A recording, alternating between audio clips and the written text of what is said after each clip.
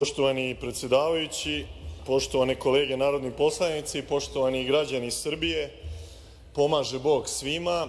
Drago mi je da smo se, evo, posle više meseci od konstituisanja ovog novog saziva Narodne skupštine Republike Srbije približili izboru nove Vlade, ali odmah da vam kažem da se osećam razočarano jer sam očekivao da posle toliko meseci vaših priprema da izaberete novu Vladu, iako imate komotnu većinu za to, i iz nepoznatih razloga to sve vreme odlažete, sam očekivao zaista jedan kreativan, nov i originalan predlog zakona o ministarstvima. Međutim, mi smo dobili samo jedno gomilanje novih i novih ministarstava, kao da jednostavno to što ima više ministarstava mislite da ćete raditi bolje.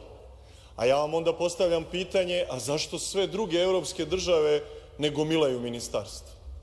Zašto jedna Francuska ima ukupno 18 ministarstava, Nemačka 16, susedna Mađarska 14, a vi u ovom predlogu zakona o izmenama i dopunama Zakona o ministarstvima predviđate Vladu sa, verovali ili ne, 25 ministarstava. Šta je ideja? Izuzev i da imate neke neraspoređene partijske kadrove koji moraju da dobiju neke funkcije, da morate da zadovoljite neke koalicione partnere koji moraju da dobiju neke funkcije, da jednostavno koristite državnu službu i državnu upravu za partijska nameštenja i za gomilanje funkcija bez ikakvog smisla i efekta. Zaista se postavlja pitanje zašto nema Vlade Republike Srbije već 200 dana? Zašto već 8 meseci imamo tehničku Vladu?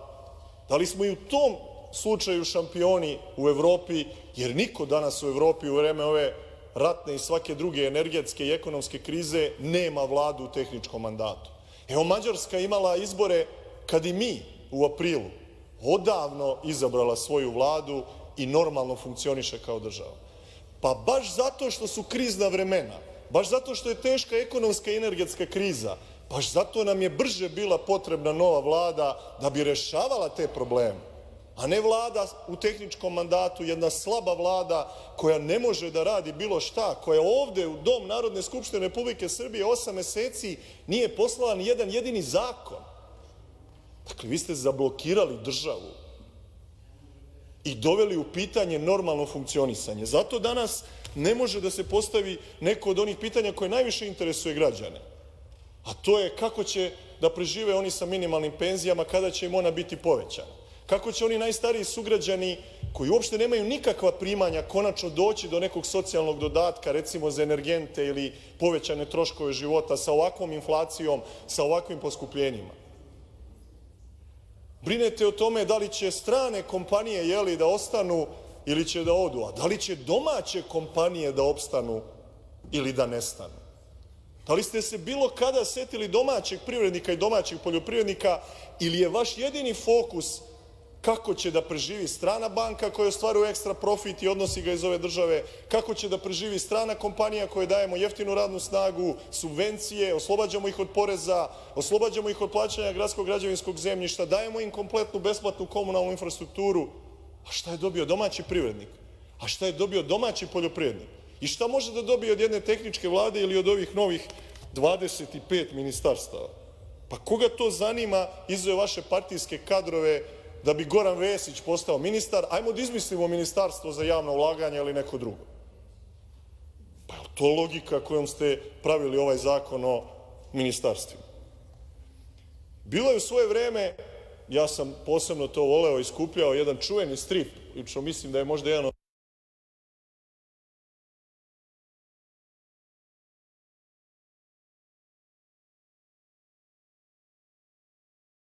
istraživanje ruda i gubljenje vremena. To je otprilike ova vaša ideja zakona o ministarstvima. Evo jedno od najbesmislenijih za evropske integracije. 22 godine Srbija ide putem u Evropsku uniju i nismo se pomerili 1 milimetar. Hoćemo još 22? Još 222? Da bi postojalo neko ministarstvo za evropske integracije i neko tamo primao neku platu, iako nas oni ljudi neće. Brisel nas neće i kaže nam da nas neće.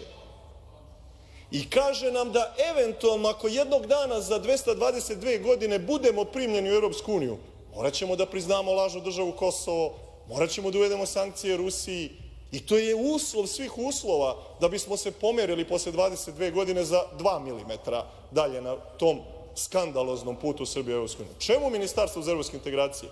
Bacanje para. Nek se Ministarstvo spoljnih poslova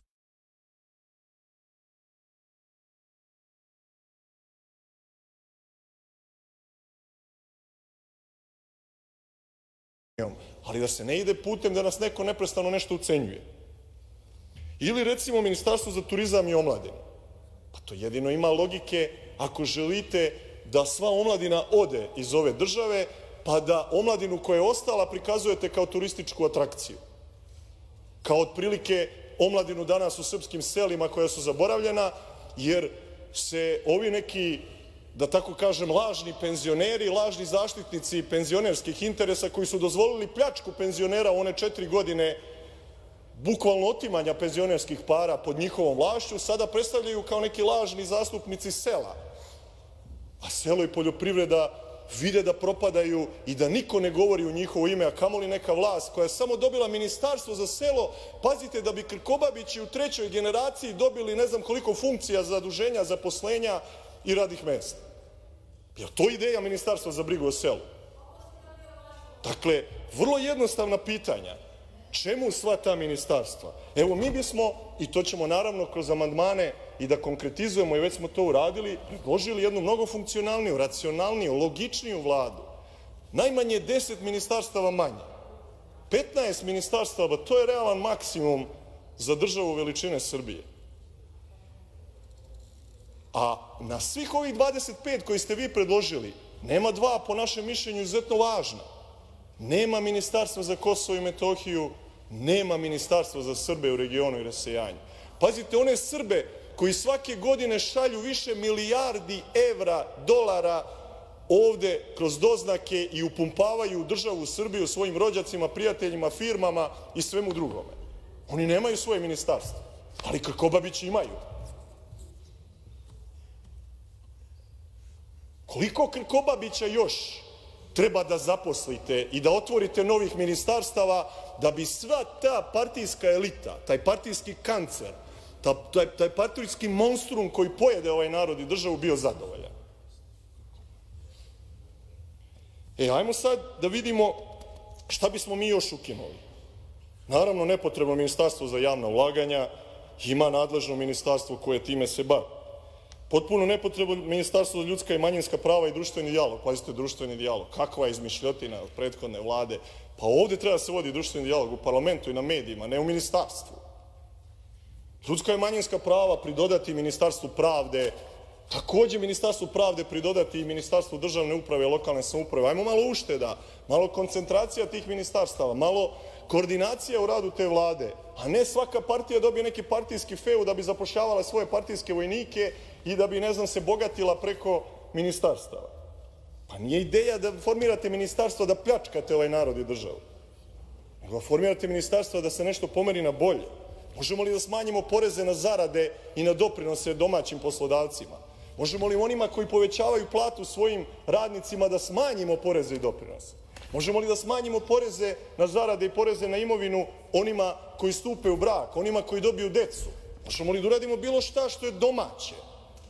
Ili će i ovo biti još jedna vlada koja radi za strane ekonomske interese? Ili imamo još koju domaću banku u Srbiji? Kako smo ostali bez jedne državne i domaće banke? Kako Nemačka ima Nemačku razvojnu banku, a Srbija ne može da je ima?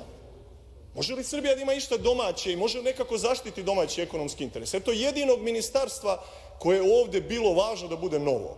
Za domaći ekonomski interes, za domaći ekonomski razvoj, za nacionalnu privredu, za sve ono što bi pomerilo domaćeg proizvođača u odnosu na stranca, na uvoznički lobi, na sve ono što dere kožu građana Srbije sa ovim poskupljenjima koje nisu 17% ili koliko vi prikazujete inflaciju, nego su za osnovne životne namirnice preko 50% poskupljenja. I nisu sva uvezena iz Ukrajine, neka su uvezena iz vaše loše ekonomske politike koja podržava i favorizuje strance a zaboravlja i gazi domaćeg privrednika i poljoprivrednika.